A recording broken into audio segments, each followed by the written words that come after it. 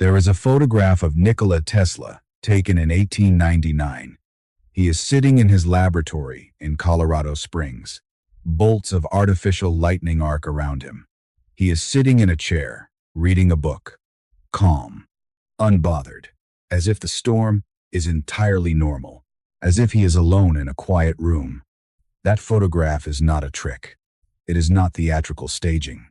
It is, in many ways, the most honest portrait ever taken of him. A man surrounded by forces most people would flee, and completely, deliberately, alone. Tesla died in January 1943 inches, a single hotel room in New York City. He had been living there, alone, for years. His closest companions, by the end, were pigeons.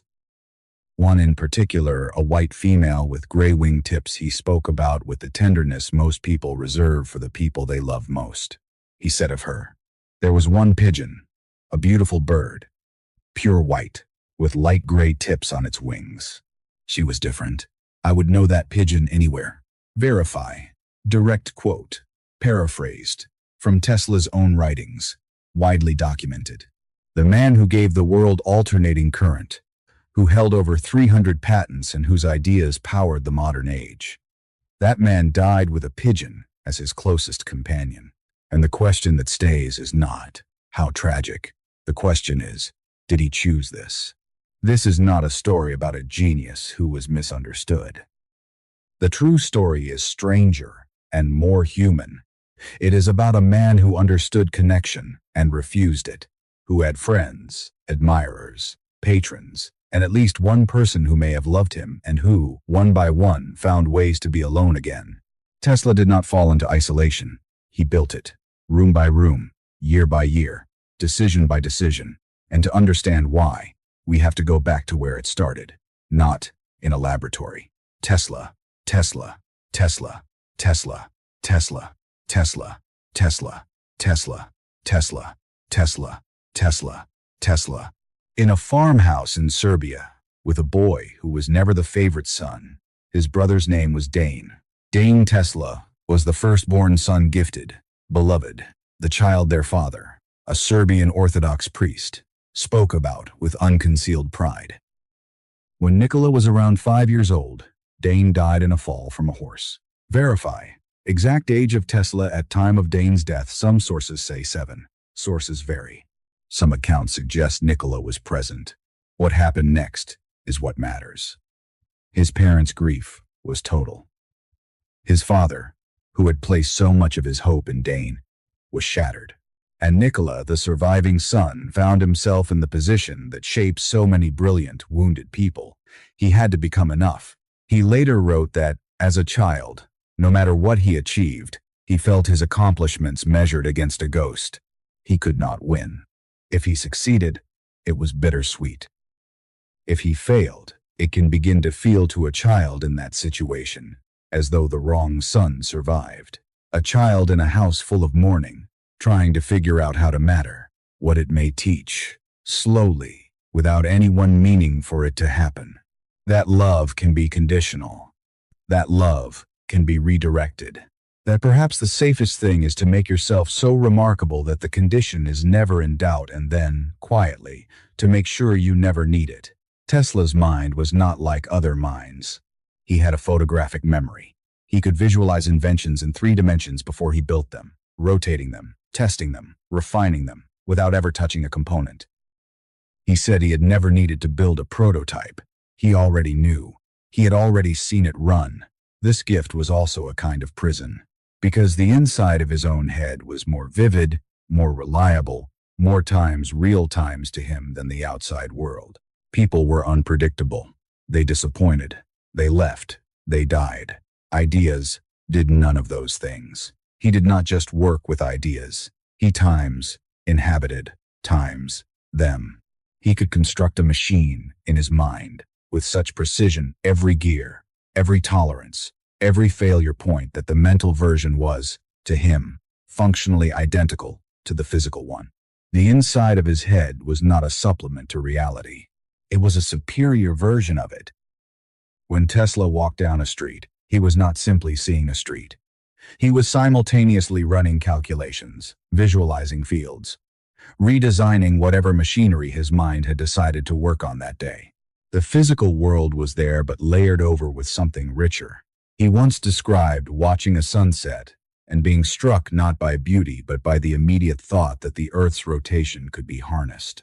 The world, for Tesla, was raw material for the interior, and the interior never argued back. It never misunderstood him. It never laughed at a promise he had kept in good faith. Why risk the messiness of human connection when imagination offered something so much cleaner? For a mind built like Tesla's, it may have been less a choice than a gravitational pull. And here is where Dane's story intersects with something that may have been in Tesla all along. Some historians point to what looks, by modern description, like extraordinary neurological complexity, compulsive behaviors, sensory sensitivities, and obsessive focus that did not switch off. Perhaps these tendencies were always there, independent of any childhood wound. Perhaps the loneliness was not born from one source, but from many forces moving in the same direction. A world entirely inside one's own mind is a world where nothing can be lost. And so Tesla fed his hunger in the only place it could be safely satisfied. He worked. At 28, he arrived in America with 4 cents in his pocket and a letter of introduction to Thomas Edison. He had crossed an ocean to find a mind that might match his own. He was wrong about that, but he arrived believing it. He was, for a brief moment, hopeful. The Edison chapter is well documented. Tesla worked for Edison in 1884. He improved dynamos, worked punishing hours, and believed by his own account that Edison had promised him $50,000 if he could solve a particular engineering problem. When Tesla succeeded, Edison laughed. He told Tesla the offer had been a joke. An American joke. Tesla, who had been in the country for less than a year, had not understood it. He quit shortly after. Whether Edison truly intended deception, or whether the story grew in the retelling, remains debated by historians. What is not debated is what happened next. Tesla had extended trust. He had let himself depend on someone, and that someone had treated that trust intentionally or not as something disposable. But it is difficult not to see, in what followed, a lesson being reinforced, one he may have been learning since childhood. That closeness is dangerous. That dependence is a weakness. That the only thing that cannot be taken from you is what lives entirely inside your own mind. Solitude was where he felt safe. And safety, over time, became a habit. In the 1890s, Tesla was one of the most celebrated men in the world. He gave lectures that packed auditoriums.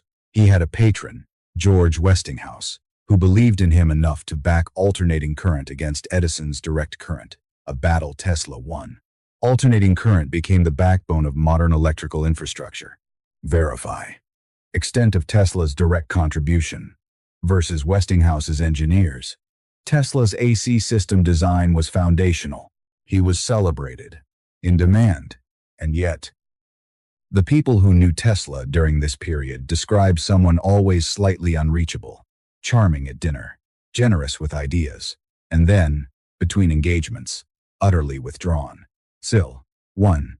He organized his life around controllable variables, because the uncontrollable ones had hurt him too many times. In 1899, Tesla went to Colorado Springs. He built a laboratory capable of generating electrical storms and began working on something far larger than anything he had built before. He believed he could transmit electricity wirelessly across the globe for free. Wardenclyffe Tower was the physical embodiment of this dream. A steel structure, nearly 60 meters tall on Long Island, designed to broadcast power through the ionosphere to the entire planet. His backer, J.P. Morgan, withdrew funding when he realized Wardenclyffe could not be metered or monetized. Verify. Specific reasons Morgan withdrew funding documented, but some details debated by historians. The tower was never completed. Tesla was devastated. But what is harder to see, beneath the professional catastrophe, is what was also happening personally. He had never married. He had never sustained a close friendship for long. He had begun, slowly, to replace human companionship with something that could not leave: his ideas, his pigeons, his rituals. Edison had dismissed him. Morgan had abandoned him. Marconi received the Nobel Prize for work that drew substantially from Tesla's own patents. Verify. Marconi. Tesla patent dispute. U.S. Supreme Court ruled in Tesla's favor in 1943. Every time Tesla had reached toward the world had reached back with something that hurt. And so, eventually, he stopped reaching. The last decades of Tesla's life were spent in a series of hotels. The Waldorf Astoria first, then the New Yorker Hotel, from 1933 until his death, room 3327. He ate alone at Delmonico's restaurant, always at the same table. He ordered the same food. He wiped his silverware with 18 napkins, exactly 18. Verify. Exact number of napkins documented in multiple Tesla biographies, including W. Bernard Carlson's authoritative account. He fed the pigeons in Bryant Park with the devotion of a man with no other appointments. Former friends tried to maintain the connection. Tesla kept them at a certain remove. The pigeons did not require that. They did not make promises and then laugh. They did not fund his dreams and then vanish. It is easy to read this as tragedy. It is also, if you look closely, a kind of logic. The rituals, the routines, the distance were a system. A very precise, very costly system for surviving a world that had, too many times, taken from him. In his final years, Tesla was making announcements. A death ray, a way to communicate with other planets. A new motor. Some journalists still came partly out of habit, and partly because there was something heartbreaking about watching a great mind insist, from inside a hotel room, that it still had everything to offer. The announcements were not lies, exactly. They were a man trying to remain relevant to a world that had moved on, trying to matter. The same thing the boy in Serbia had been trying to do in a house full of grief. He died on the 7th of January, 1943. A hotel maid found him. He had been dead for perhaps 2 days. 2 days. In a room where no one had checked on him. The white pigeon with the gray wingtips had died a few years earlier. Tesla wrote about her death. When that pigeon died, something went out of my life. Direct quote, sourced from Tesla's own writings, widely documented. He had known what he was protecting. He had known what he was losing. He had chosen, again and again, the wall. Here is what stays. Tesla invented a system for transmitting energy across vast distances. He spent his life unable to transmit something much simpler, himself, to another person. Across whatever distance he had built between them. And the hardest part of his story is not the stolen patents, or the lost funding, or the hotel room where no one came.